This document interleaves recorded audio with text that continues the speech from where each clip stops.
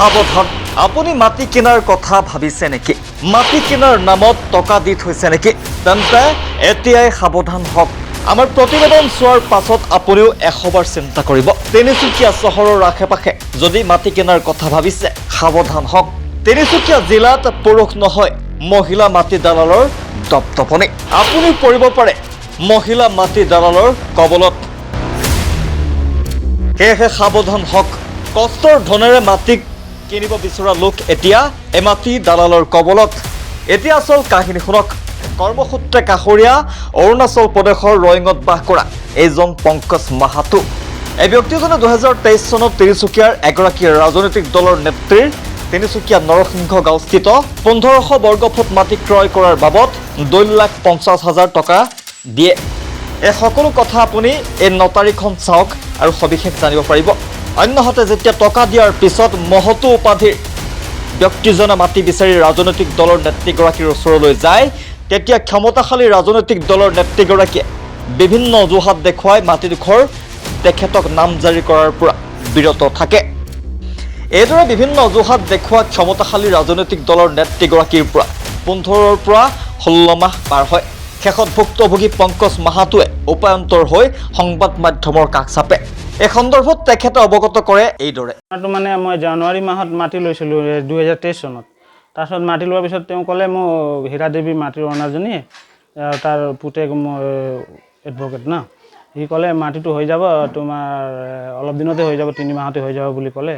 তাৰপিছত মই প্ৰথমে 1 লাখ টকা এগ্ৰিমেণ্ট ল'লে, ঘৰতে কৰিলে। তাৰপিছত সম্পূৰ্ণ আকৌ 1.5 লাখ টকা দি কিনি 250 তেওঁক দিয়া হ'ল। দিয়াৰ পিছত কৈছে হৈ যাব, কৈছে না মোক মাটিৰ মেপো দিয়া নাই, একো দিয়া নাই এতিয়ালৈকে, মই কেনেকৈ একো হোৱা নাই।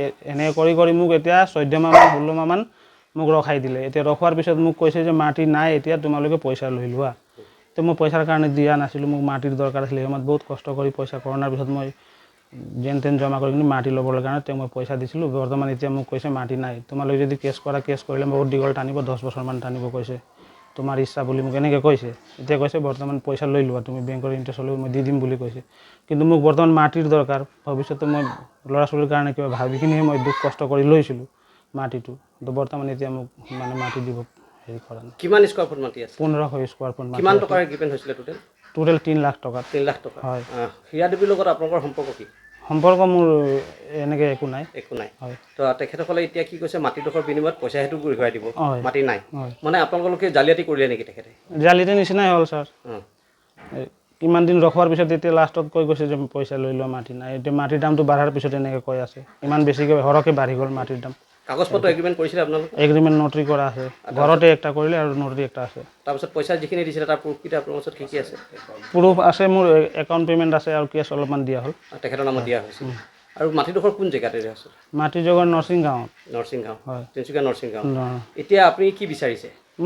মোক মাটি লাগে, আমি দুখীয়া মানুহ, সেই সময়ত পইচা দিয়া, মই মাটি নহ'লে মই থাকিম ক'ত? মোক মাটিৰ দৰকাৰ, মই মাটিৰ বিনিময়ত দিছোঁ পইচা। আজি 14-16 বছৰ 16 মাহৰ পিছত মোক এতিয়া মাটি নিদিয়াকৈ দাম বাঢ়ি যোৱাৰ পিছত হয় নে কি হয় মই নাজানো, তেওঁ এতিয়া মোক মাটি দিয়া নাই। এতিয়া আপোনালোকৰ ওচৰত কেতিয়া আহিছিলে তেখেতক? কিমানবাৰ আহিছে? পোনাপুনি হৈছে নেকি আপোনালোকৰ লগত? মই তেওঁৰ ঘৰত 3বাৰমান গ'লোঁ, কৈছে মাটি হোৱা নাই, তোমালোকে মণ্ডল দিছোঁ কৈছে, মাজে কৈছে মাটি হোৱা নাই, পইচা লৈ লোৱা। তাৰপিছত তেওঁ এবাৰ আহিলে ইয়াত, আজি 2বাৰমান আহিলে ইয়াত। আজি আহি পিনে কি ক'লে আপোনালোকক? আজি কৈছে মই মাটি দিব নোৱাৰিম, মই মাটি নাই, পইচা লৈ লোৱা।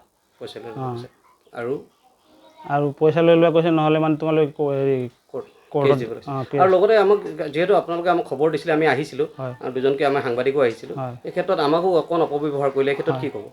এইটো মোকো বেয়া লাগিলে, এনেকৈ ক'ব নহয়। কথা যদি বিচাৰ কৰিব লাগে, কিন্তু আপোনালোকৰ লগত যি অলপমান হেৰি বেয়া হেৰি কৰিলে, আপোনালোকে সেইবিলাক কৰিব নহয়, মোকো বেয়া লাগিলে এই বিষয়ে। এতিয়া কথা হ'ল, ক্ষমতাশালী ৰাজনৈতিক দলৰ নেত্ৰীগৰাকীয়ে কাৰ ক্ষমতাৰ অধিকাৰী হৈ এইদৰে সহজ সৰল সাধাৰণ পৰিয়ালটোক প্ৰাপ্যৰ পৰা বঞ্চিত কৰিবলৈ সাহস পালে। আৰু আটাইতকৈ ডাঙৰ কথাটো হৈছে, যি সময়ত উক্ত তিনিচুকীয়া নৰসিংহ গাঁওস্থিত 1500 বৰ্গফুট মাটি ক্ৰয় কৰাৰ বাবদ 2,50,000 টকা দিছিল, কিন্তু বৰ্তমান সময়ত উক্ত মাটিডোখৰৰ দাম বহুগুণে বৃদ্ধি পাইছে বুলি জানিব পৰা গৈছে। যিহেতু উক্ত স্থানত থকা মাটিডৰাৰ দাম এতিয়া বহুগুণে বৃদ্ধি পাইছে, সেইবাবে মাটিডোখৰ আন কাৰোবাক বিক্ৰী কৰিব বিচাৰিছে নেকি? কিয়নো যিহেতু উক্ত মাটিডোখৰ ভুক্তভোগী বাহাদুক নিদি পুনৰ পইচাখিনি ঘূৰাই ল'বলৈ কিয় কৈছে তেনেহ'লে এই সন্দৰ্ভত আমাৰ বাতৰি পৰৱৰ্তী সময়তো আৰু নতুন নতুন তথ্যৰে দেখুৱাম তিনিচুকীয়াৰ এতিয়া ক্ষমতাশালী ৰাজনৈতিক দলৰ নেত্ৰীগৰাকীয়ে কিদৰে সহজ সৰল সাধাৰণ পৰিয়ালক ঠগ প্ৰবঞ্চনা কৰি আহিছে ৰিপৰ্ট সচ দ্য ৰিয়েলিটি